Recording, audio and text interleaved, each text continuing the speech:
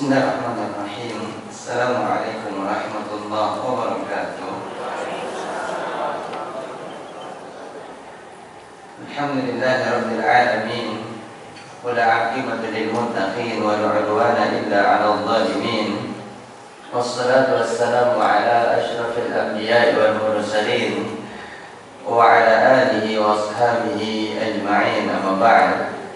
Ya ayyuhalladzina amanu taqullaha haqqa tuqatih wa la tamutunna illa wa antum muslimun. Ikhwatal iman wa akhwati fillah, kaum muslimin dan muslimat rahimani wa rahimakumullah. Melanjutkan pembahasan berkaitan tentang koreksi dari berbagai atau beberapa kesalahan yang dilakukan di dalam salat. Salat tentunya adalah merupakan ibadah yang paling mulia, yang paling agung, yang patut untuk dijaga. Karena dia adalah merupakan amalan yang pertama kali dihisab oleh Allah Subhanahu wa taala. Dan diantara keagungan daripada salat yaitu menjadikan amalan yang lain bisa menjadi baik. Ketika salat ini baik, maka akan menjadikan amalan yang lainnya menjadi baik. Tapi sebaliknya, jika salatnya rusak atau cacat, maka amalan yang lain pun juga akan rusak dan cacat. Maka perbaikilah ibadah salat kita dengan ilmu. Dan inilah tujuan daripada kita mempelajari tema ini, yaitu untuk memperbaiki ibadah salat yang akan kita tegakkan, memperbaiki ibadah salat yang akan kita laksanakan. Selain daripada doa, tentu adalah adanya usaha. Di antara doa agar kita bisa melaksanakan ibadah dengan sebaik mungkin, Rabbi ja'alni muqimas shalah wa min dzurriyyati Rabbana wa taqabbal doa. Masyaallah, hafal doanya. Yang mana ya? Doa ya. Yang dihafalkan doa ini. Maka selain daripada doa, tentunya adalah agar ibadah salat kita baik dan benar di dalam pelaksanaannya, yaitu didasari dengan ilmu. Maka ini tujuan utama kita hadir saat ini untuk mengkaji tema mengkoreksi salat untuk bisa melaksanakan ilmu, yaitu bisa melaksanakan salat dengan baik. Karena memang inilah tujuan kita mempelajari ilmu untuk amal. Untuk amal, karena buah manis daripada mempelajari ilmu adalah pengamalan. Ya, buah manis daripada mempelajari ilmu adalah pengamalan. Dan tentunya ini yang akan menyelamatkan juga kita nanti pada hari kiamat. Karena Nabi sallallahu alaihi wasallam mengatakan, la tazulu qadama 'abdin, tidaklah bergeser kaki seorang hamba pada hari kiamat sampai ditanyakan tentang beberapa perkara. Di antaranya disebutkan di dalam hadis yang dikeluarkan oleh Imam Tirmidzi dan dinilai sahih hadis ini oleh Syekh Al-Albani rahimahullah taala. Di antaranya yang akan ditanyakan pada hari kiamat, an ilmihi bima fa'al wa fi lafzin an ilmihi bima amil, tentang ilmunya untuk apa dia amalkan. Apakah ilmunya yang telah dipelajari sudah diamalkan? Maka ini tujuan kita mempelajari ilmu hari ini adalah untuk meniatkan beramal. Dan ini tanda keikhlasan seorang penuntut ilmu di dalam mencari ilmu. Sebagaimana ini dikutip oleh Ustaz Al-Fadhil Yazid bin Abdul Qadir Jawas rahimahullah taala di awal kitabnya Adab dan Akhlak Para Penuntut Ilmu. Di antara adab di dalam menuntut ilmu adanya niat yang ikhlas, dan di antara bentuk konkret keikhlasan seorang penuntut ilmu di dalam mencari ilmu, ketika dia mempelajari ilmu ada niat untuk mengamalkan, Maka tujuan kita sekarang ini mempelajari ilmu untuk beramal, untuk mengamalkan, dan bukan untuk mencari-cari kesalahan orang lain. Nah, sampai di poin berapa jemaah sekalian? 161 ijma', enggak ada ikhtilaf ini. 161 62 61 ya. Baik. 161. Di antara kesalahan di dalam salat adalah sholat, ada yang masuk masjid untuk melaksanakan sholat sambil menahan keinginan untuk buang air. Artinya dia melaksanakannya sambil menahan buang hajatnya.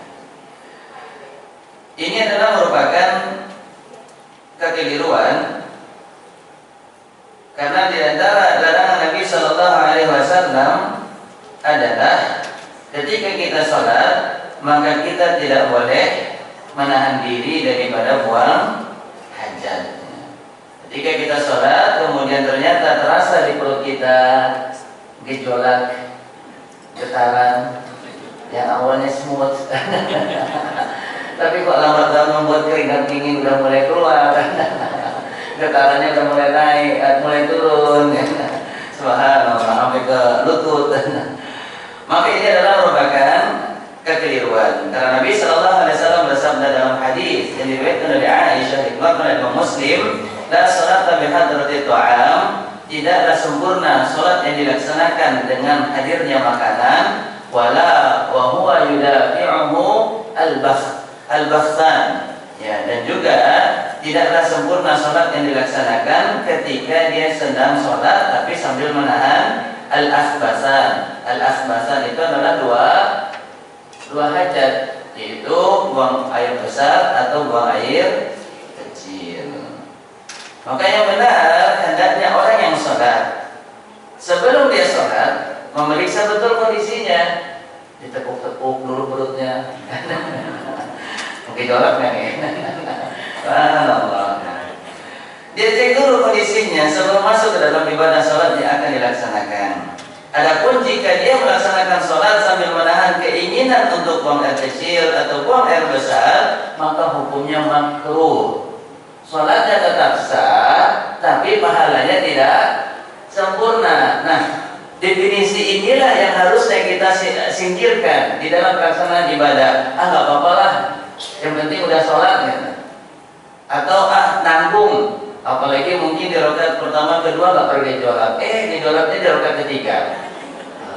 Nanggung deh. Mana sih perut nggak bisa diajak kompromi? Subhanallah ya. Udah itu nanti imamnya agak lama, imamnya yang diomelin. Subhanallah, mama. Gimana? Imam kan nggak tahu suara hati kita. Subhanallah. Maka tidak ada cerita kata tanggung, udah nanggung, ya nggak apa-apa lah. Yang penting sholatnya udah selesai. Bukan masalah, yang penting sholat itu udah selesai. Tapi masalahnya ketika kita sholat hendaknya ahsanu amala. Ini definisi ibadah yang harusnya kita koreksi. Jangan cuma sekadar melaksanakannya tanpa memperhatikan ahsanu amalannya. Padahal Allah memerintahkan kita untuk ahsanu amala. Alladzi khalaqal mauta wal hayata liyabluwakum ayyukum ahsanu amala. Ahsanu amala di antara maknanya disampaikan oleh Fudail bin Iyad rahimahullah taala di dalam kitabnya di dalam tafsir Al-Baghawi Ma'alim Tanzil. Makna daripada ahsanu amala di antaranya adalah aswab, yaitu sesuai dengan tuntunan Nabi. Dan di antara bentuk tuntunan Nabi di dalam melaksanakan sholat, ketika perut itu sudah mulai terasa gejolaknya, maka batalkan sholat. Yang kita cari itu adalah kesempurnaan pahala, bukan hanya sekedar menjadikan itu rutinitas untuk menggugurkan kewajiban, tidak. Tetapi ketika kita sholat, sholat itu mendapatkan pahala. Adapun kalau makruh, apa definisi makruh? Yang dikerjakan tuh nggak ada pahala. Kan masalahnya kita pengen sekarang ini ibadah untuk dapat pahala. Maka sekarang ini definisi ibadah ini kita koreksi. Itu bukan hanya sekedar mengerjakan kemudian sudah begitu saja, kita tidak memperhatikan kualitasnya tanpa ada kesungguh-sungguhan untuk meraih kesempurnaan pahala dari setiap ibadah yang kita laksanakan. Karena rugi, ibadah kita sudah capek melaksanakannya tapi tidak mendapatkan pahala. 162.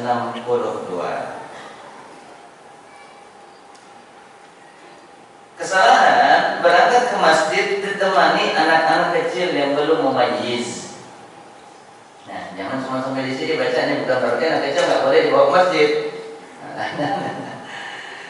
Berangkat ke masjid masjid ditemani anak kecil yang belum memayyiz. Apa itu memayyiz? Itu yang belum bisa membedakan mana yang baik dan mana yang buruk, yang belum bisa membedakan mana tempat bermain dan mana tempat ibadah.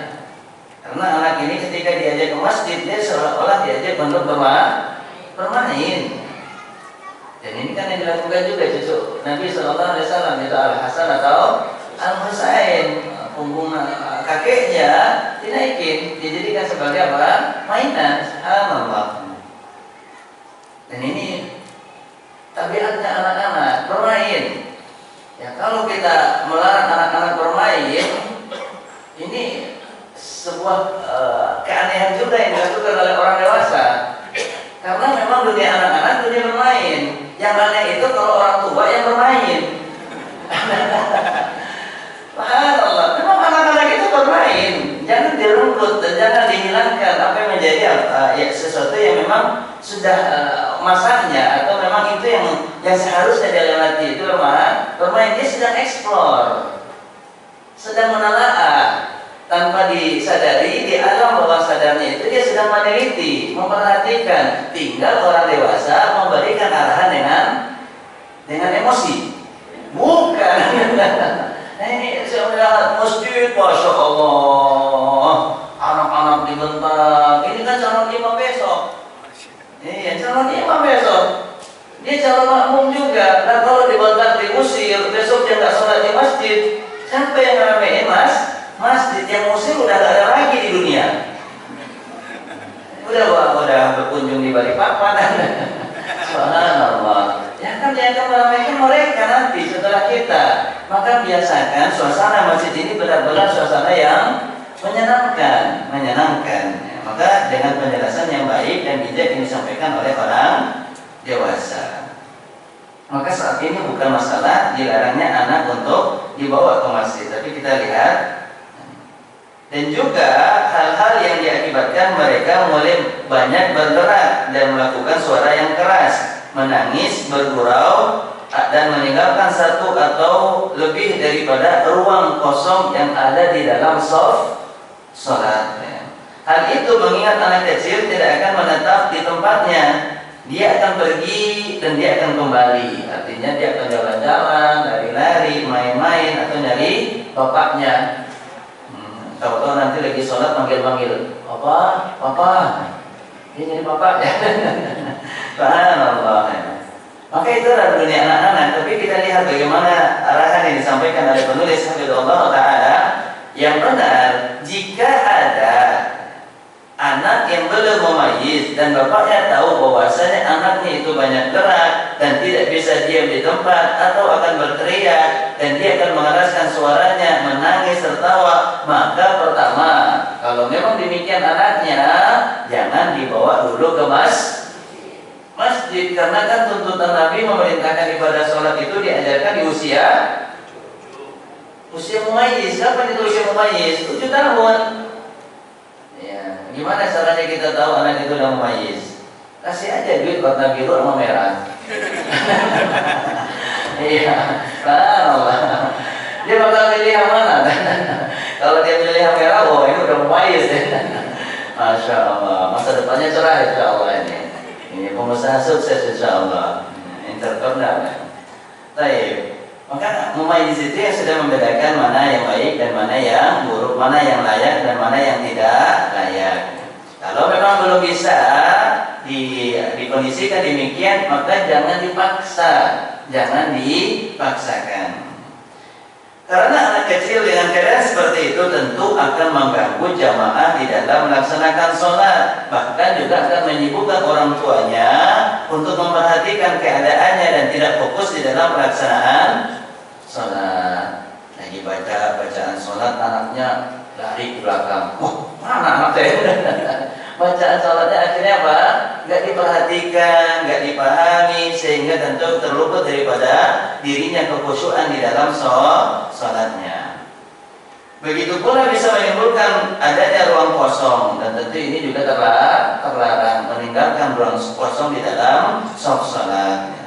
Mengingat dia akan maju dan mundur, keluar dan kembali daripada tempatnya. Adapun, ini dia catatan yang kedua. Jika anak kecil tersebut hening, diam, tiba-tiba bau, nah ini beda lagi nih. Ini lagi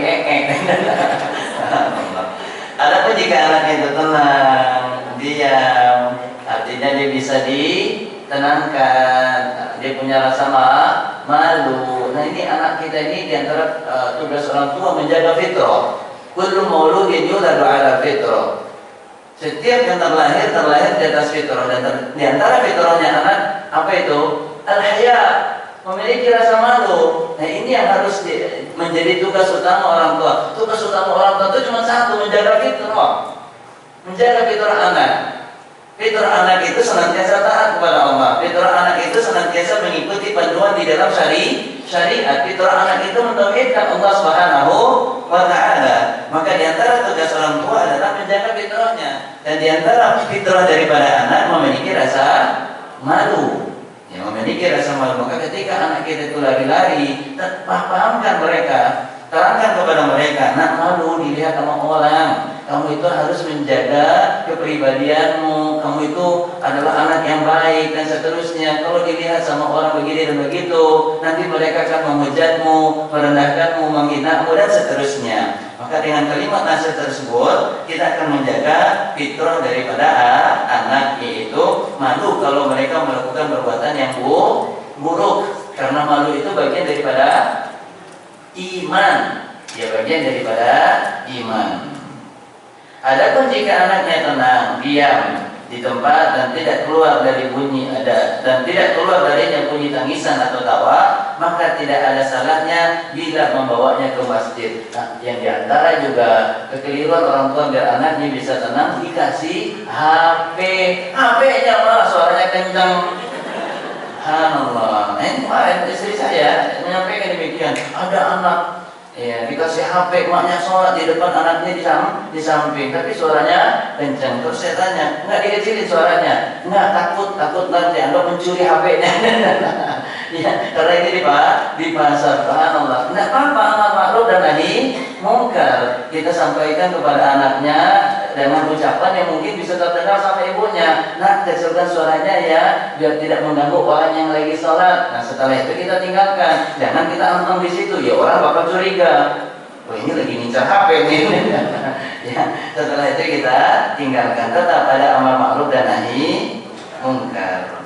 Maka jika anak yang akan dibawa adalah anak yang tenang, maka tidak mengapa kita latih untuk bisa sholat bersama dengan orang dewasa. Selanjutnya, poin ke-163. Kesalahan mengambil mushaf atau beberapa kitab dari masjid tanpa izin, mengingat tertulis di dalam mushaf tersebut kalimat diwakafkan atau diwakafkan. Ya, sebenarnya pakai qaf. Wakaf, diwakaf, wakaf, bukan wakaf. Nah, nggak tahu dari qaf bisa menjadi kaf. Nah, ini diwakafkan untuk Allah. Padahal jumlahnya daripada mushaf dan kitab yang ada jumlahnya sangat sedikit. Kira-kira mengambil mushaf ini kemudian dibawa ke rumah tujuannya diantaranya mungkin niat baik, pengen baca, tapi karena menimbang jumlahnya sedikit, maka yang benar adalah mushaf-mushaf dan kitab yang ada di dalam masjid dan yang tertulis padanya kalimat wakaf, maka tetap berada di dalam masjid dan tidak boleh dibawa keluar kecuali kalau memang Al-Qur'annya sudah rusak atau bukunya sudah rusak, tidak bisa dibaca, dan ini bisa merusak kualitas atau keadaan buku yang lainnya, maka itu tidak mengapa diambil kemudian dibakar. Di Al-Quran yang sudah rusak, yang sudah sobek, boleh nggak kita bakar? Boleh. Boleh nggak kita kuburkan? Boleh. Yang nggak boleh itu dijadikan bungkusan gorengan. Itu tidak boleh. Atau buat mainan pesawat, itu tidak boleh. Tapi kalau kita bakar langsung, kemudian habis dibakar diapain? Dimasukin ke gelas, dicelupin, diminum airnya. Ya nggak boleh. Ya. Itu untuk meraih ilmu kebal ya. Kebal apa? Hujatan netizen. Maka tidak ada cara yang demikian, kalau ternyata Al-Quran sudah rusak dan sobek, tidak layak untuk dibaca dan dipakai, maka boleh diambil dan diganti dengan yang baru. Dan ketika kita mengambil, boleh kita bakar dan kita kuburkan. Dan ini bukan dalam rangka menghina dan merendahkan, bukan, tapi malah justru memuliakan. Nah, khawatirnya ketika nanti ada lembaran-lembaran Quran yang jatuh di lantai, keinjak sama orang, itu justru malah menghinakan Al-Quran. Maka mushaf dan kitab yang tertulis wakaf tidak boleh diambil, kecuali kalau memang yang dibagikan oleh bagian wakaf sendiri.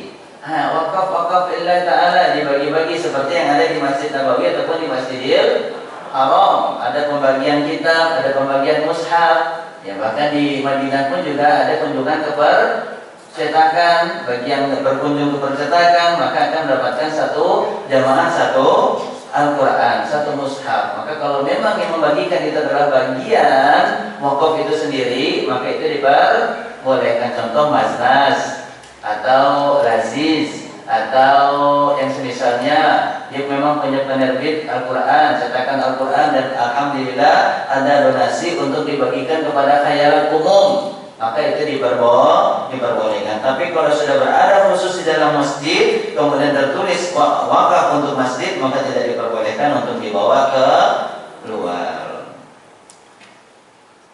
Poin selanjutnya 164. Kesalahan sebagian orang yang sholat tidak memeriksa kondisi daripada kaos kakinya, stocking, sewaktu masuk masjid. Dan khusus tentunya ini adalah akhwat, ya, karena akhwat bagian dari kakinya adalah aurat, sehingga tentu di antara upaya untuk menutup auratnya yaitu menggunakan kaos kaki. Barangkali melekat padanya bau yang tidak sedap karena terlalu lama dipakai, yang itu bisa mengganggu jamaah sholat lainnya yang ada di dalam masjid, bahkan juga bisa mengganggu para malaikat. Jadi malaikat itu juga terganggu dengan apa yang membuat manusia terganggu daripada ibadah sholatnya, dari bau aroma badan, mulut, ataupun juga pakaian. Padahal Allah Subhanahu wa taala memerintahkan kita menggunakan pakaian yang paling bagus ketika kita hadir di masjid. Ya, tentunya pakaian yang paling bagus itu bukan hanya sekedar dari kualitasnya atau mereknya, tapi apa? Wanginya. Bukan berarti ini membolehkan wanita sengaja menggunakan parfum, tidak. Karena wanita ini sudah harumnya semerbak insya Allah. Karena memang semuanya wangi wanita. Dari alat kosmetiknya ada wangi-wangiannya, dari hand body-nya, bedaknya, lipstiknya, sampo-nya, sabunnya, wangi semua. Kemudian pakaiannya, cara mencucinya, pakai wangi-wangian semuanya. Deterjennya bercampur dengan wangi-wangian. Kemudian nanti setelah dibilas, deterjennya ada lagi itu, wangi lagi itu, subhanallah. Dan kalau sudah selesai nyetrikanya, wangi lagi itu, masya Allah. Dan kalau sudah selesai disetrika, dilipat, dimasukin ke dalam lemari, ada lagi itu, subhanallah, semprotan yang di lemari itu, subhanallah. Mesti pakai langsung subhanallah. Lihatlah Allah memerintahkan kita di dalam Quran surat Al-A'raf, surat yang ke-7 ayat 31. Ya, silahkan dicatat. Di bolak-balik juga di bukunya insyaallah nggak ada nih. Surat Al-A'raf, surat yang ke-7 ayat 31. Allah Subhanahu wa taala berfirman, "Ya bani Adam," wahai manusia, ya Bani Adam keturunan Nabi Adam, dan tentunya keturunan Nabi Adam adalah manusia. Khudhu zinatakum 'inda kulli masjid. Pakailah pakaian kalian, zina yang dapat menghiasi diri kalian menjadi baik, 'inda kulli masjid, ketika kita hadir ke dalam masjid. Karena masjid adalah milik Allah, agungkanlah apa yang menjadi milik Allah, diantaranya adalah dengan menggunakan pakaian yang baik. Dan tentunya maksud daripada pakaian yang baik diantaranya adalah tidak menghadirkan bau yang tidak sedap. Di dalam Quran surat Al-Jin, surat yang ke-72 ayat 18. Surat Al-Jin surat yang ke-72 ayat 18. Allah Subhanahu wa taala berfirman, "Wa annal masajida lillah." Sesungguhnya masjid-masjid itu milik Allah Subhanahu wa taala. Maka ketika kita masuk tempat yang itu menjadi milik Allah, tempat peribadatan, rumah dari rumah Allah Subhanahu wa taala, perhatikan keadaan kita. Dari pakaiannya yang menutup aurat, kemudian yang kedua dari baunya, terhindar daripada bau busuk ataupun juga yang tidak sedap. Yang benar, hendaknya punya perhatian untuk memeriksa kondisi kaos kaki sebelum memakainya. Apalagi kalau kaos kakinya harus dipakai buat jogging, jangan dipakai buat ke masjid. Dan khususnya sewaktu melaksanakan sholat secara berjamaah. Dan itu juga mencakup hadir di majelis ilmu, apalagi kalau majelis ilmunya diadakan di dalam masjid. Seandainya dia mendapati kotoran atau bau yang tidak sedap, bagaimana caranya?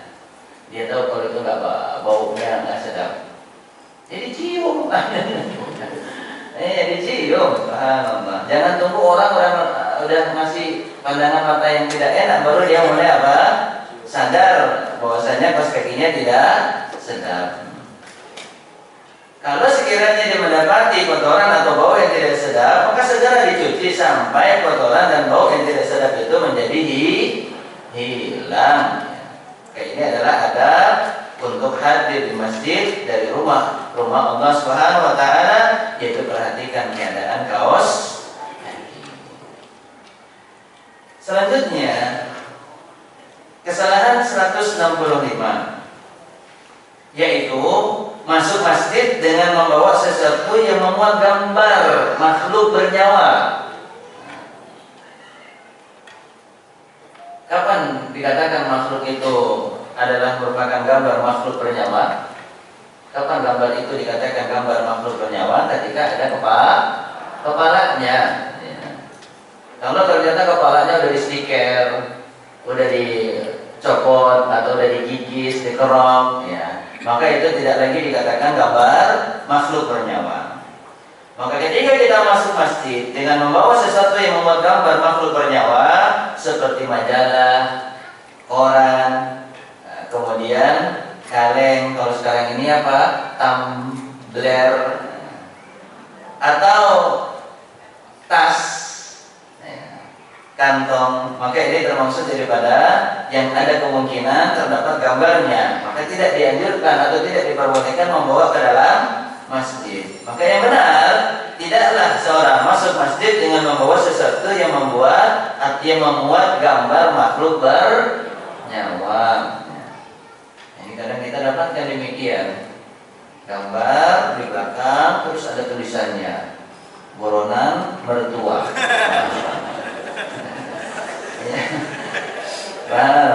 Maka ini hal-hal yang kan nanti orang kalau sholat di belakangnya bisa ketawa, bisa nggak khusyuk, dan tentu ini adalah perkara yang bisa membawa pemilik daripada baju itu ke dalam maksiat tanpa dia sadari. Dan jangan pula dia nyatain orang, dia lagi ngapain sholat melihat pupuk saya, jangan kelihatan.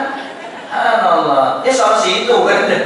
Nah ini hebatnya manusia sekarang, dia salah tapi tidak mau mengakui kesalahannya dan nggak mau tahu kalau dia itu salah. Ini namanya jahil murakkab, jahilnya kuadrat. Udah nggak tahu, dikasih tahu nggak mau tahu. Memang harusnya apa? Dikasih pelajaran nih orang. Ya dikasih pelajaran, dikasih ilmu. Kita pahamnya kalau kasih pelajaran mungkin. Ya enggak, kasih pelajarannya berarti apa? Ya kasih ilmu, kasih penjelasan dengan baik. Maka tentunya ini menjadi catatan. Ketika kita masuk ke rumah Allah, ini rumah Allah, bukan rumah kita. ini adalah rumah Allah.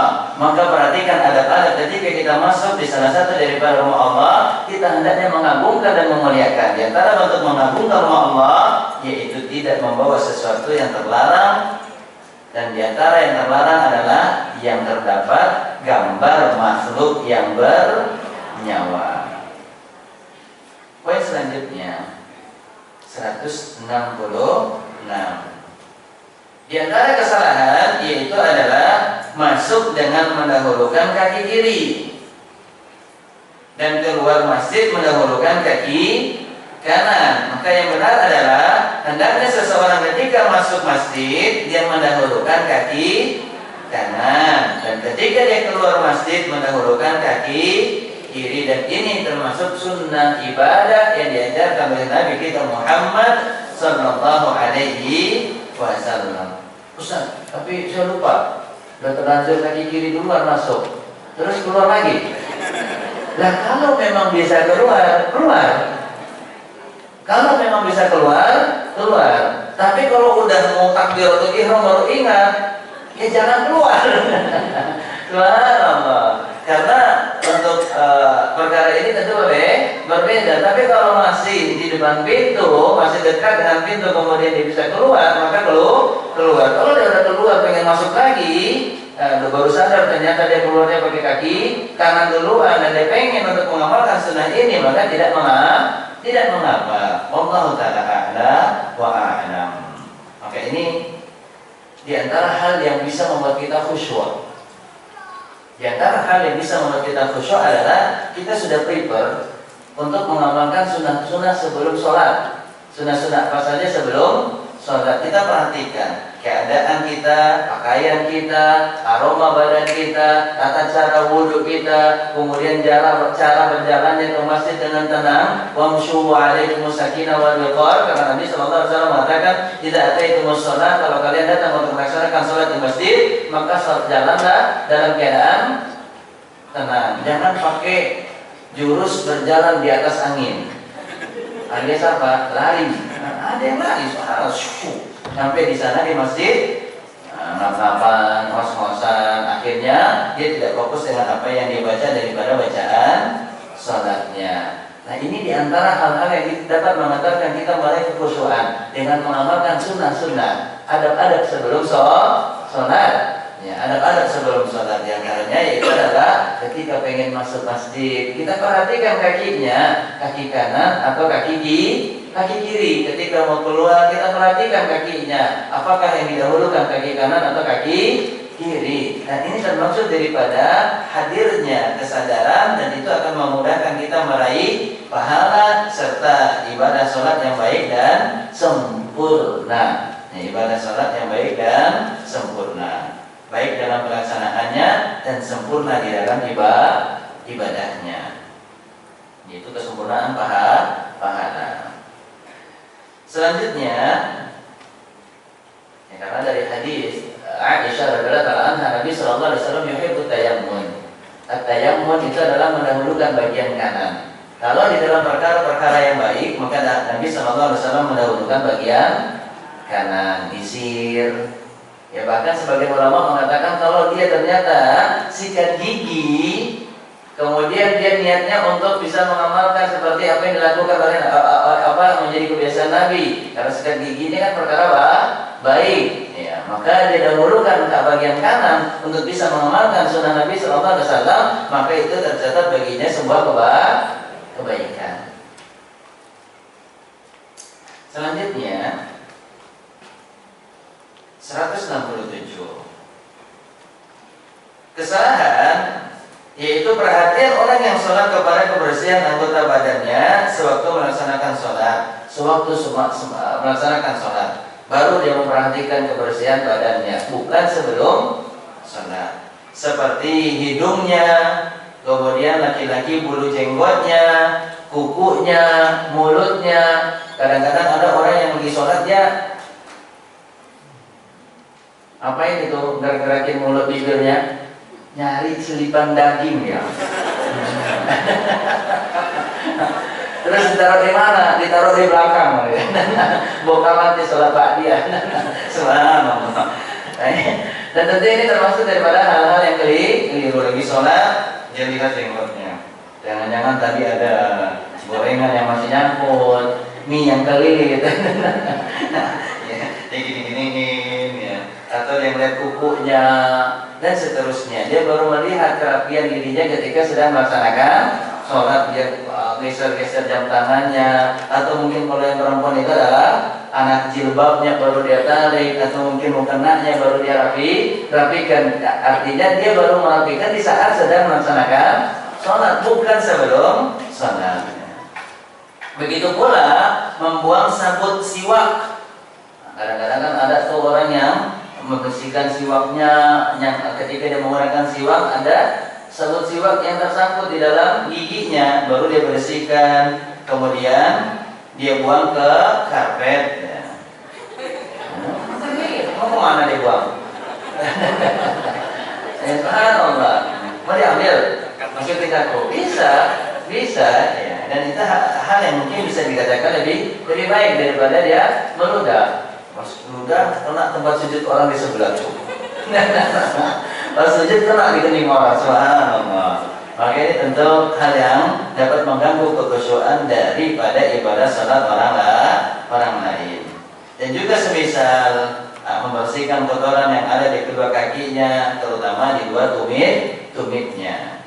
Yang benar, as-sahih adalah hendaknya seorang muslim memperhatikan kebersihan seluruh anggota badannya agar seluruh bersih, terutama sebelum masuknya waktu sholat. Ini dia kiat sebelum kiat para kekhusyuan di dalam sholat adalah mempersiapkan diri kita dengan sebaik mungkin sebelum melaksanakan sholat. Khususnya mungkin ibu-ibu yang sedang berada di dapur. Inna sholata kanat 'alal mu'minina kitaban mawquta. Di dalam Quran surat An-Nisa, Allah Subhanahu wa taala telah menegaskan waktu sholat itu kan sudah ditentukan atas orang-orang yang beriman. Kan kita sudah tahu, apalagi sekarang kan sudah ada bantuan dari timer yang kurang lebih menunjukkan kita tentang waktu sekian, pukul sekian pelaksanaan ibadah sholat. Nah, kalau sudah tahu sebentar lagi akan melaksanakan sholat, jangan dibuat diri kita ini berpacu. Ya, bahkan dia adakan seperti apa? Lomba. 5 menit lagi bisa. Jangan, itu akan membuat kita apa? Malah tidak khusyuk di dalam sholatnya. Nah, ketika sudah masuk waktu sholat subuh, waktu sholat, dia akan merasakan sesuatu yang nanggung. Nanggung nih, bentar lagi baru selesai. Habis azan, ternyata habis azan belum selesai juga. Ya udah habis iqomah belum selesai juga. Ya udah deh, habis selesai sholat di masjid. Orang-orang yang hari di masjid ini khususnya untuk ibu-ibu, tentunya bagi bapak-bapak pun juga demikian. Jadi kalau memang ternyata sudah tahu waktu sholat sebentar lagi, maka tinggalkan urusan dunia. Selanjutnya, yang benar, hendaknya seorang muslim memperhatikan kebersihan seluruh anggota badannya agar selalu bersih, terutama sebelum masuk sholat, sehingga dia tidak sibuk dengan membersihkan sebagian anggota badannya di saat melaksanakan sholat. Karena tindakan itu bukan termasuk tata krama di dalam sholat, bukan termasuk adab di dalam pelaksanaan sholat. Sekali lagi, ini bukan termasuk di dalam adab ketika melaksanakan sholat. Akhirnya dia akan merasakan kekurangan di dalam kekhusyuan karena terlalu banyak bergerak. Demikian pula bukan termasuk daripada adab membuang sabut siwak atau membuang daging dari kaki atau daripada mulut di permadani masjid, di atas sajadah masjid. Maka ini hendaknya juga diperhatikan karena innallaha jamilun yuhibbul jamal. Dalam hadis yang dikeluarkan oleh Imam Muslim, Nabi SAW memberikan penjelasan bahwasanya Allah itu maha indah dan Allah mencintai keindahan. Nah, di antara bentuk keindahan yaitu adalah sudah membersihkan diri kita, merapikan diri kita dengan sebaik mungkin sebelum melaksanakan sholat. Selanjutnya, kesalahan 168. Sebagian orang yang sholat, ada yang menghabiskan waktunya sebelum dan sesudah sholat untuk membicarakan urusan dunia, yang itu tidak ada faedah dan maslahatnya. Dan mereka berbicara panjang lebar dalam masalah itu. Nah ini kebanyakan kita sekarang udah bertambah profesinya. Apa itu? Menjadi komentator. Apa aja dikomentari. Sampai ustadznya juga dikomentari. Ustadz kok pecinya baru nih. Tuh kan pakai baju warna beginian, dikomentari semuanya, apa yang dia lihat, apa yang dia dengar, apa yang dia rasakan, semuanya dikomentari. Dolar lagi naik nih. Ya terus kenapa? Bukan dari dulu kita juga sudah merasakannya. Dan ini dunia ini tidak akan pernah lepas daripada urusan yang menyengsarakan kita. Kalau nggak mau sengsara, cuma satu tempatnya, apa itu? Surga. Maka kalau pengen masuk surga, tempat yang tidak ada kesengsaraannya, maka bagaimana caranya? Mati. Menyuruh orang mati aja.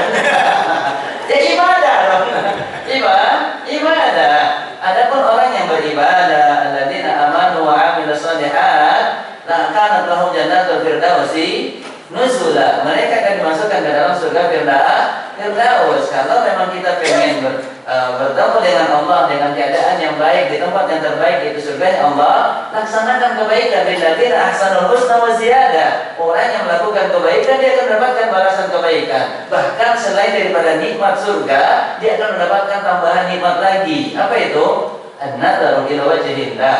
Bagi penghuni surga yang telah masuk surga, maka akan mendapatkan nikmat tambahan ziyadah. An-nadharu ila wajhillah, disebutkan oleh para ulama tafsir makna daripada nikmat ziyadah, nikmat tambahan, itu adalah bisa melihat wajahnya Allah. Man kana yarju liqa'a rabbih falya'mal 'amalan shalihan wa la yusyrik bi ibadati rabbih ahada.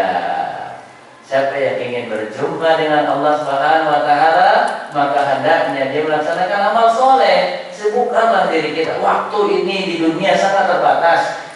Ujian pun juga yang diberikan oleh Allah tidak pernah akan di luar kemampuan kita. Ujian yang diberikan oleh Allah tidak mungkin akan ada di luar kemampuan kita. Sekalipun ujian itu di awal kita merasakan susah dan sulit, maka yakinlah setelah kesulitan itu pasti ada. Inna ma'al usri yusra, inna ma'al usri yusra. Dan ini yang ada di dunia, kesulitan, kesengsaraan yang ada di dunia itu ujian keimanan.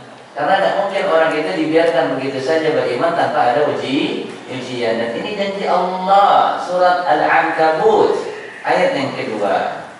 Surah Al-Ankabut. Al-Ankabut pakai ain. Kalau nggak pakai ain jadinya Al-Ankabut. Nah ini bapak-bapak nih. Al-Ankabut ayat yang kedua.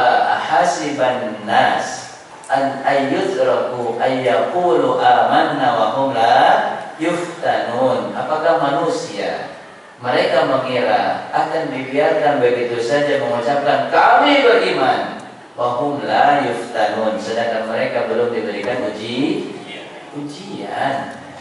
Apalagi sampai memaki-maki, menghina pemimpin dan seterusnya, maka tentu ini tidaklah tepat dilakukan oleh seorang muslim, apalagi muslim yang betul-betul banyak waktunya digunakan untuk mencari ilmu.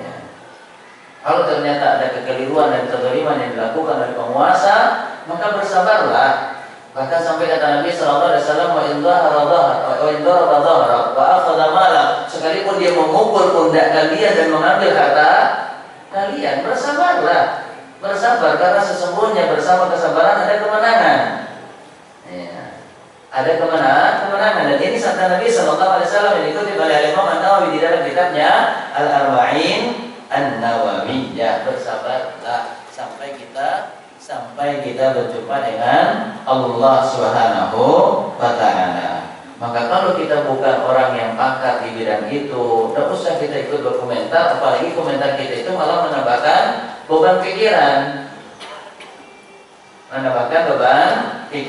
Menambahkan rasa takut dan was-was. Nah, sekarang ini obatilah rasa was-was itu dengan sholat. Nah, ini sesuai dengan pembahasan kita. Sebagaimana Allah Subhanahu wa taala terangkan di dalam Quran surat Al-Ma'arij, manusia itu tercipta dalam keadaan keluh kesah. Sesungguhnya manusia, innal insana khuliqa halu'a.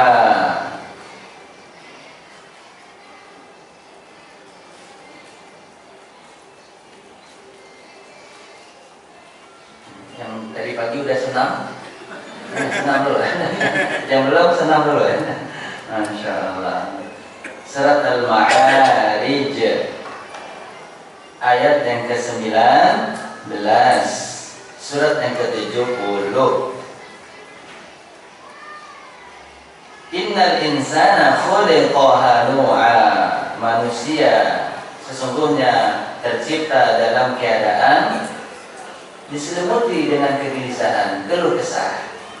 Maka kita lihat di ayat ke-23-nya, ayat 22 dan ayat 23. Illal musallin, di ayat ke-22-nya, kecuali yang tidak akan diselimuti kegelisahan adalah orang yang salat. Alladzina hum ala salatihim, baca, jangan menyebut sahun. Daimun. Mana ini dong deh. Masya Allah, jadi haus ya. Alladzina hum ala salatihim daimun, yaitu orang yang senantiasa melaksanakan sholat. Daim itu dawam, abadan, daiman abadan, selalu melaksanakan sholat. Nah, di ayat yang juga cukup jauh ke bawahnya lagi, Allah Subhanahu wa taala kembali menegaskan di ayat yang ke-34, walladzina hum ala salatihim yuhafizun, yang mereka di dalam salatnya ini mereka jaga. Mereka menjaga salatnya. Kalau tadi melaksanakan seterusnya salat, dan adapun ini menjaga untuk terus salat. Sholat dengan sebaik mungkin, yang dia jaga waktunya, yang dia jaga tumakninahnya, yang dia jaga kekhusyuannya, yang dia jaga bagaimana berupaya melaksanakan sholat dengan sebaik mungkin dari gerakan ataupun juga bacaannya. Ini diantara sekarang urgensi atau tujuan utama kita, faedah kita belajar sekarang mengoreksi kesalahan-kesalahan yang ada dalam sholat, agar sholat kita itu baik dan bisa menghadirkan ketenangan, menjadi ibadah yang dapat mengobati kegelisahan hati. Hati ini kalau ada urusan hati ini adalah ya, berat. Kalau tidak pandai kita menjaga hati, kita bakal sakit hati. Hati-hati. Selanjutnya, yang benar, wajib bagi orang yang sholat untuk menjauhi pembicaraan seputar urusan dunia. Gak dapat cerita di warung kopi, ceritanya di masjid. Nah, ini kan tempat yang keliru. Di warung kopi aja kalau memang tidak ada pembahasan yang bermanfaat, ya tinggalkan demi menjaga kualitas agama. Min husni islamil mar'i tarkuhu ma la ya'ni. Di antara tanda baiknya Islam seseorang, kata Nabi sallallahu alaihi wasallam, adalah dengan meninggalkan apa yang tidak bermanfaat untuk dirinya.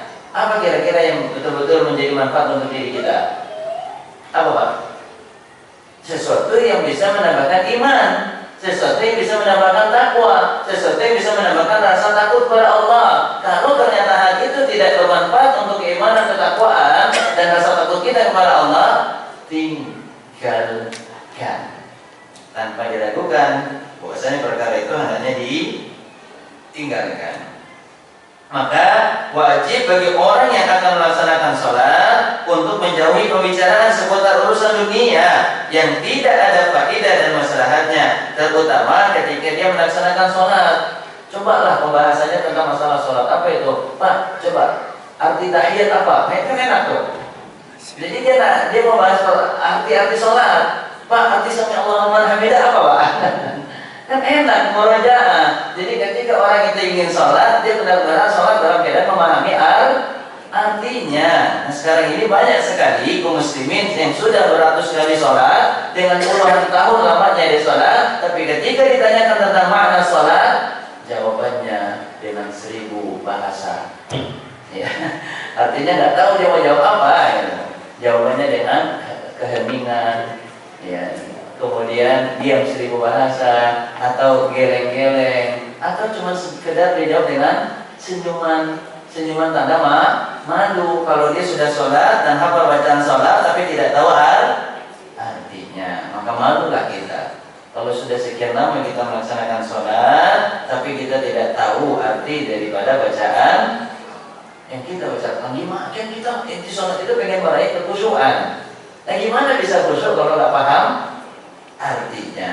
Pada aflahal mu'minun alladzina hum fi sholatihim sahur lagi khashi'un. Ya, beruntunglah orang yang beriman yang di dalam sholatnya dia laksanakan dalam keadaan penuh kekhusyuan. Maka yang hendaknya kita bahas di dalam masjid perkara yang menambahkan ketakwaan kita, karena masjid itu dibangun landasan pokoknya adalah takwa. Quran surat At-Taubah ayat yang ke-107.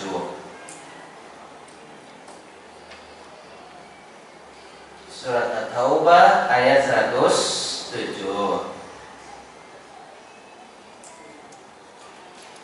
Allah Subhanahu wa taala berfirman, "La masjidul ussisa 'ala taqwa." Benar-benar masjid itu dibangun di atas ketakwaan.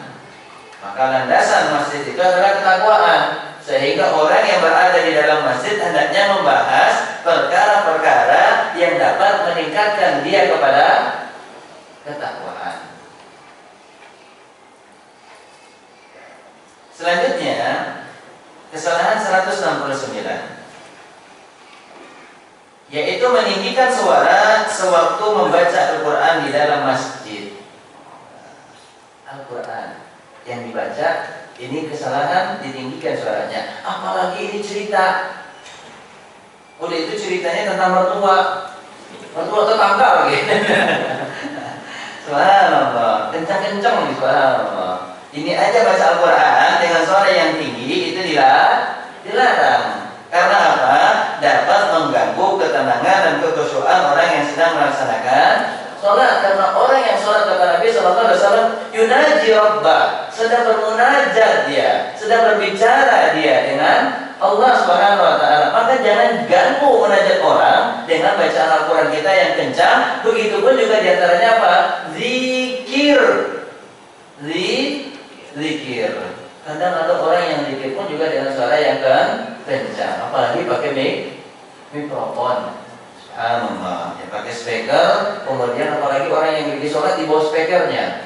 Subhanallah, ya, tentu itu sangat dan sangat ya, mengganggu. Dan ini banyak yang tidak memiliki ilmu fikih ini. Ya, Ustaz kan bacaan zikir juga. Masa orang sholat yang terganggu dengan zikir orang lain? Ya bisa terganggu kalau memang ternyata suaranya terlalu kencang dan keras. Maka kalau pengen berzikir, zikirlah dengan suara yang lembut, ya, dengan suara yang lembut, yaitu dengan suara yang lirih. Meninggikan suara sewaktu membaca Quran di dalam masjid. Di situ ada sebagian orang yang melaksanakan yang berada di antaranya membaca Quran dan melaksanakan salat sunnah. Bahkan bisa jadi ada orang yang sedang istirahat. Maka yang paling benar atau yang paling utama adalah tidak mengeraskan suara sewaktu membaca Quran. Yang dilarang di sini mengeraskan suaranya, bukan dilarang membaca Al-Qur'annya. Ini kadang-kadang sering dipelintirin, sering dibawa dengan pemahaman yang keliru. Apa itu? Dianggap kita yang melarang orang berzikir dengan suara yang keras dianggap melarang berzikirnya. Tidak.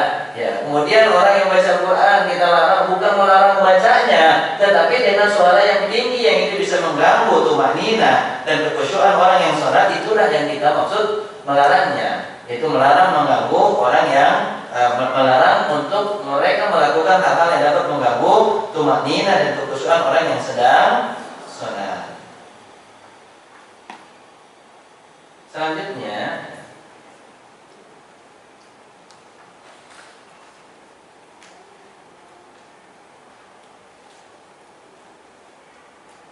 Sebagian orang yang sholat, jika imam telah mengucapkan salam, dia berdiri dan meminta bantuan materi kepada para jamaah, bantuan materi, bantuan finansial, sedekah dari jamaah. Karena suatu musibah yang telah menimpa dirinya. Jadi setelah sholat, langsung dia berdiri di depan masjid. Untuk apa?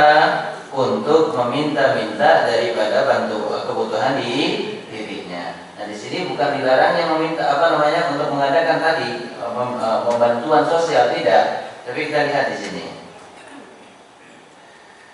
Karena suatu musibah yang telah menimpanya, sedangkan pada waktu itu boleh jadi terlalu berlebihan dalam hal itu atau dia berdusta.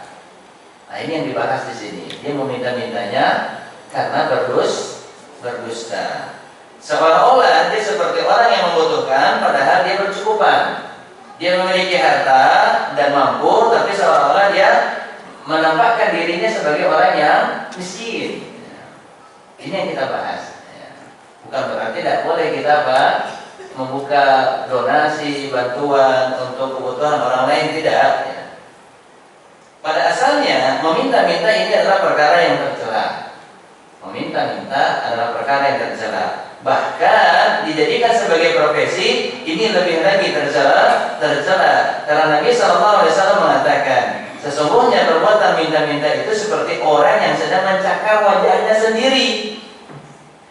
Kecuali seseorang yang meminta kepada penguasa atau karena keadaannya yang sangat memaksa. Hadis riwayat At-Tirmidzi. Dan hadis ini pun juga menerangkan dalam riwayat yang lain bahwasanya orang yang terbiasa minta-minta di luar dari kebutuhannya, padahal dia bukan keadaan terpaksa, maka dia di akhirat akan mencakar-cakar dan merobek-robek wajahnya sendiri. Dan ini termasuk daripada hukuman siksaan yang Allah berikan kepada orang yang terbiasa minta iyyaka na'budu wa iyyaka nasta'in. Kita kalau mau minta kepada Allah, dan ini wasiat yang diajarkan oleh Nabi sallallahu alaihi wasallam, idza sa'alta fas'alillah wa idza sta'anta fasta'in billah. Jika engkau meminta, maka mintalah kepada Allah, dan jika engkau membutuhkan pertolongan, mintalah pertolongan itu datang dari Allah Subhanahu wa taala. Dan meminta-minta sekali lagi pada asalnya adalah tercela kecuali di keadaan terpaksa. Di antaranya kata Nabi sallallahu alaihi wasallam dalam hadis yang dikeluarkan oleh Imam Muslim, Abu Dawud, Ibnu Khuzaimah dan Ibnu Hibban, di antara keadaan yang terpaksa yang pertama adalah orang yang menanggung hutang. Ya. Kalau dalam bahasa zakatnya adalah gharim. Misal untuk mendamaikan dua pihak yang sedang bersengketa, jadi dia meminjam uang untuk bisa mendamaikan orang yang sedang bersengketa, atau meminta uang untuk mendamaikan orang yang sedang bertikai, maka itu boleh. Contohnya si A bertikai dengan B, kita cek, kita bilang, oh ini hadiah dari A, oh ini hadiah dari A untuk si B, oh ini hadiah dari B untuk si A, dan si C ini orang yang tidak mampu, dia pengen dengan cara itu bisa mendamaikan orang yang bertikai, maka dia minta uang kepada D, E dan seterusnya, maka ini diperbolehkan. Maka orang itu boleh meminta-minta sehingga utangnya lunas. Artinya kalau untuk mendamaikan orang yang bersengketa atau orang yang memang punya utang tapi dalam kebaikan, bukan utang dalam keburukan. Contoh, apalagi sekarang ini berada di akhir tahun ajaran, banyak sekali dari para kaum muslimin, keluarga muslim yang mengalami kesengsaraan di dalam finansial. Maka tanyakan keadaan mereka. Apalagi kalau kita sudah tidak ada tanggungan yang besar untuk biaya sekolah anak kita mungkin sudah tamat sekolah, tapi kita punya kelebihan harta yang diberikan oleh Allah, bantulah saudara kita. Apa keutamaan kita membantu saudara? Maka Allah akan membantu kita. Wallahu fi auni al-'abdi ma dama al-'abdu fi auni akhi. Di dalam hadis yang dikutip oleh Imam An-Nawawi rahimahullah taala di dalam kitabnya Arba'in An-Nawawiyah, Rasulullah sallallahu alaihi wasallam bersabda, seorang hamba akan senantiasa dibantu oleh Allah ketika dia juga terus berupaya membantu saudaranya, bantulah mereka. Apalagi kalau anak-anak mereka ini mengalami kendala di dalam biaya SPP, biaya akhir tahun, biaya kepulangan, liburan. Sedangkan anak mereka ini adalah penghafal Quran yang nanti akan mengajarkan ilmu kepada umat, dan ini adalah merupakan aset akhirat kita yang dapat mengalir pahalanya sampai di akhirat. Sampai di saat kita sudah meninggal pahalanya tetap mengalir, maka teruslah kita berupaya untuk melaksanakannya, yaitu meminta-minta pada asalnya tercela, tapi dalam beberapa keadaan diperbolehkan. Yang pertama adalah untuk berhutang. Kemudian yang selanjutnya, atau untuk menutup hutangnya ya. Jadi dia meminta kepada orang untuk membayarkan hutangnya. Jangan pula nanti kalau ada saudara kita yang minta dibayarkan hutangnya terus kita bilang, enak banget, ente yang berhutang aneh bayar. Ya enggak, ini saudara masalah apa? Maslahatnya, ya ada manfaatnya, dan itu kembali kepada kita yang membantunya. Bukankah juga Nabi SAW mengatakan hal tunsurun wa turzaqun bidu'afaikum? Bukankah kalian itu dibantu oleh Allah dan terus ditambahkan rezekinya oleh Allah dengan keadaan orang-orang yang lemah dari kalian? Artinya dengan kalian selalu membantu orang yang lemah, maka akan mendapatkan pertolongan dan terus dianugerahkan rezeki oleh Allah Subhanahu wa Ta'ala. Kemudian keadaan yang kedua, bolehnya meminta-minta kapan itu orang yang terkena bencana. Orang itu boleh meminta-minta, kata Nabi SAW, sampai dia memperoleh sumber kehidupan yang layak. Contoh usahanya mungkin terbakar, rukonya, warungnya, maka boleh dia meminta-minta untuk kembali membuka usaha kecil-kecilan. Ingat, usaha kecil-kecilan, bukan usaha yang sampai membuka banyak cabang. Ini bukan minta-minta namanya, ini ngerampok. Subhanallah. Maka dia meminta-minta untuk kembali bisa membuka modal usaha untuk bisa dia bangkit lagi di dalam finansialnya, maka itu diperbolehkan. Dan yang ketiga adalah orang yang ditimpa kemiskinan, dipersaksikan atau diketahui oleh 3 orang yang dipercaya bahwasanya dia memang betul-betul orang miskin, bukan hanya pernyataan surat miskin, tidak. Ya, ada persaksian dari orang, karena banyak orang yang ngaku-ngaku miskin. Nah, sekarang ini ada persaksian. Orang itu boleh minta-minta sampai dia memperoleh sumber penghidupan yang layak. Ya, dia miskin dan dia boleh minta. Maka sekarang ini kita jangan juga suudzon kepada orang yang minta-minta. Kalau kita tidak kenal dan kita lihat dari penampilannya, oh Ustaz itu drama aja, ya biarkan. Itu udah urusan dia dengan Allah Subhanahu wa Ta'ala. Kita terlalu banyak nonton drama, sehingga apa-apa kita anggap itu sebuah drama, entah itu drama atau drama banyak kan kita terlalu sering nonton drama, sehingga apa yang terlihat dianggap itu bagian daripada drama. Ustaz di pura-pura nih, ini enggak tah anak siapa, udah biarkan, jangan kita berprasangka buruk. Kalau mau bantu, kalau enggak jangan dikata-katakan atau dikata-katai dengan kalimat yang tidak baik. Kalau mau bantu, tapi jangan sampai kita menyampaikan kalimat yang tidak baik atau penilaian sesuatu yang kita sendiri tidak tahu tentang keadaan orang tersebut. Maka minta-minta pada asalnya itu perbuatan tercela, kecuali dengan 3 keadaan ini. Allah Ta'ala, ini sedikit tambahan faedah agar kita bisa mengetahui secara luas kapan itu minta-minta diperbolehkan. Yang benar, tidak boleh bagi seorang untuk meminta sedangkan dia sebenarnya tidak butuh. Ini yang tercela. Baik itu dalam masjid atau di luar masjid. Dan larangan itu bertambah kuat terutama ketika berada di dalam masjid.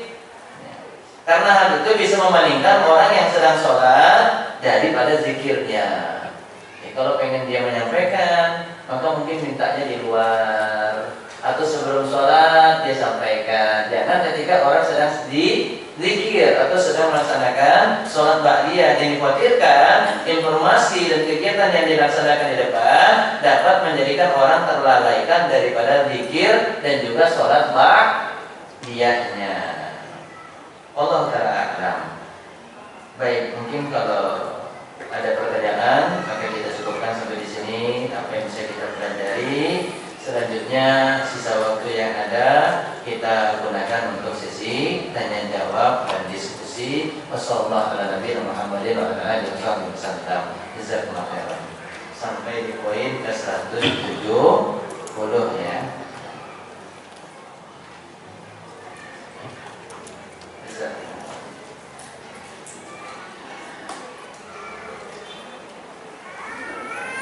Kapan waktu mulai berpuasa pada saat hari raya Idul Adha? Setelah hari tasyrik.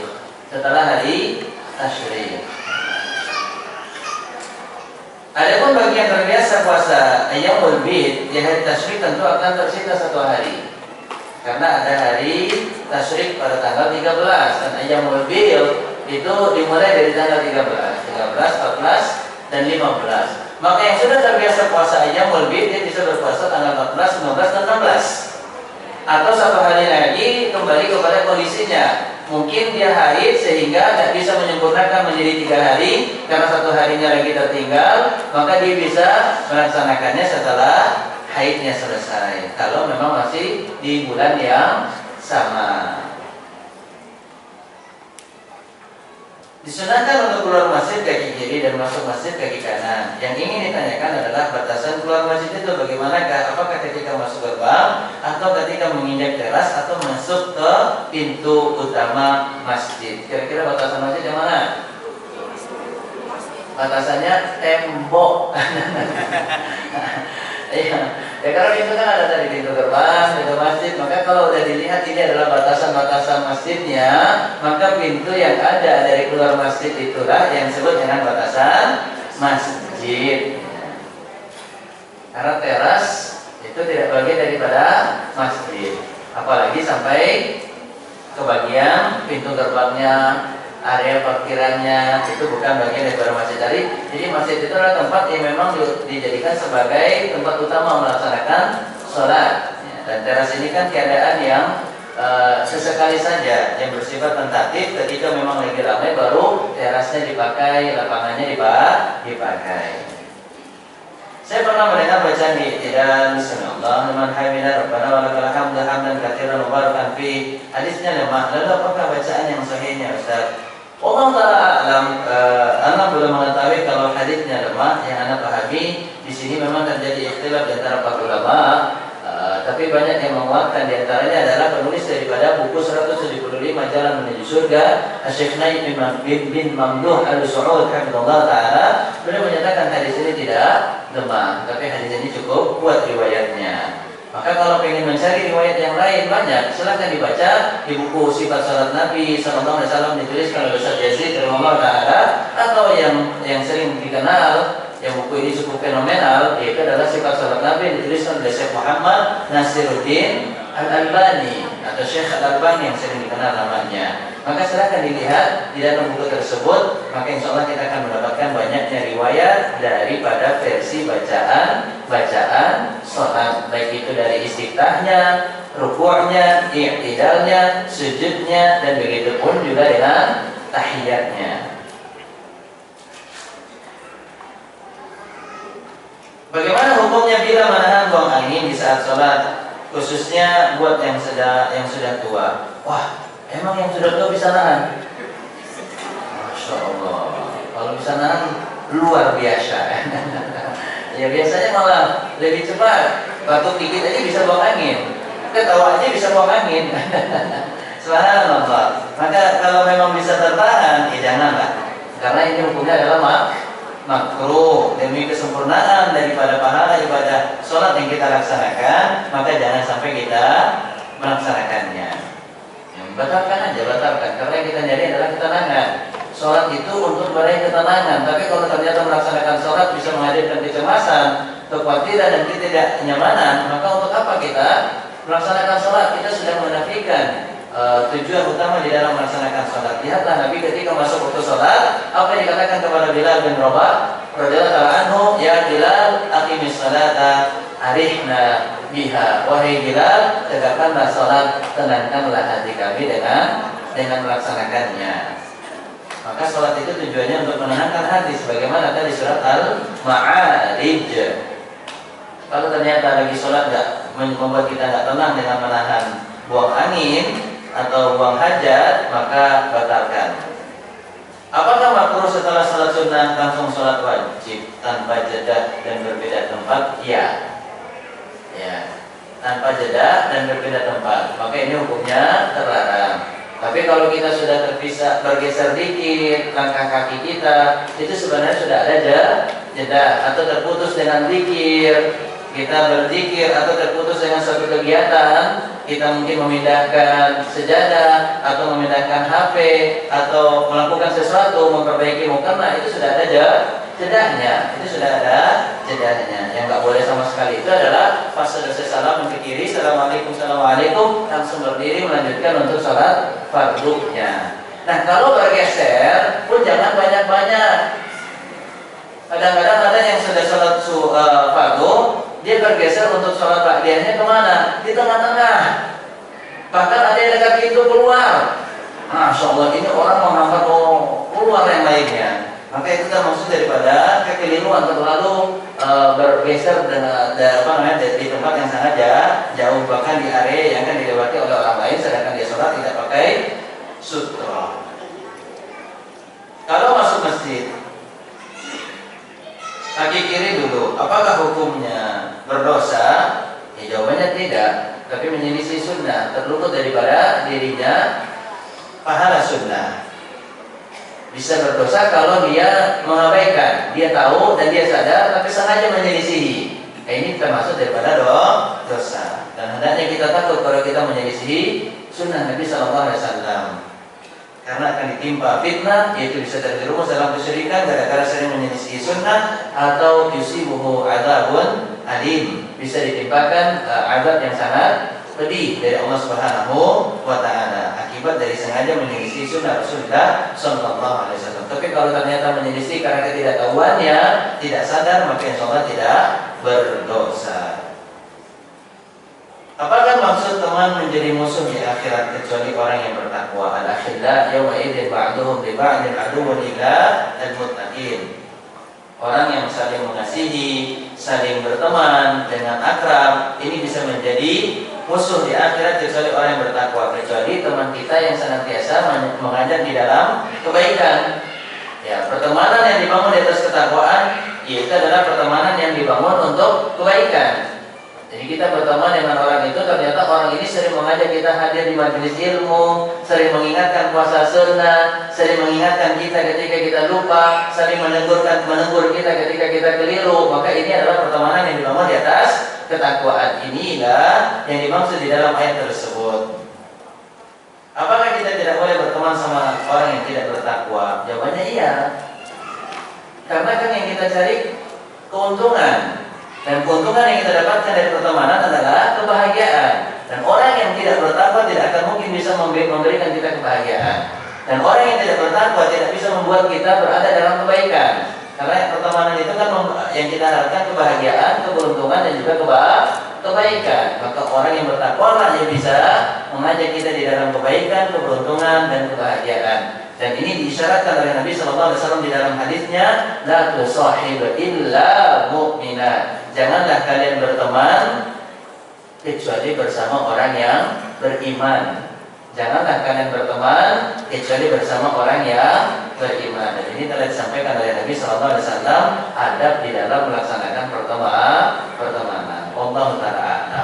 Baik, demikian yang bisa kita pelajari. Kalau telah selesai tanya jawab, demikian yang mungkin kita bisa membahasnya. Semoga apa yang telah kita pelajari menjadi ilmu bermanfaat. Semoga Allah Subhanahu wa taala senantiasa memberikan taufiknya untuk kita istiqomah di atas ketaatan, dan semoga setiap ibadah kita diterima, setiap doa kita diijabah, dan setiap kesalahan dan dosa kita diampuni oleh Allah Subhanahu wa taala. Aku lupa tasma'un, sallallahu ala nabiyina Muhammadin wa ala alihi wa sahbihi wa sallam, wa akhiru da'wana alhamdulillahi rabbil alamin. Subhanakallahumma wa bihamdika asyhadu an la ilaha illa anta astaghfiruka wa atubu ilaik. Jazakumullahu khairan. Assalamualaikum warahmatullahi wabarakatuh. Waalaikumsalam warahmatullahi wabarakatuh.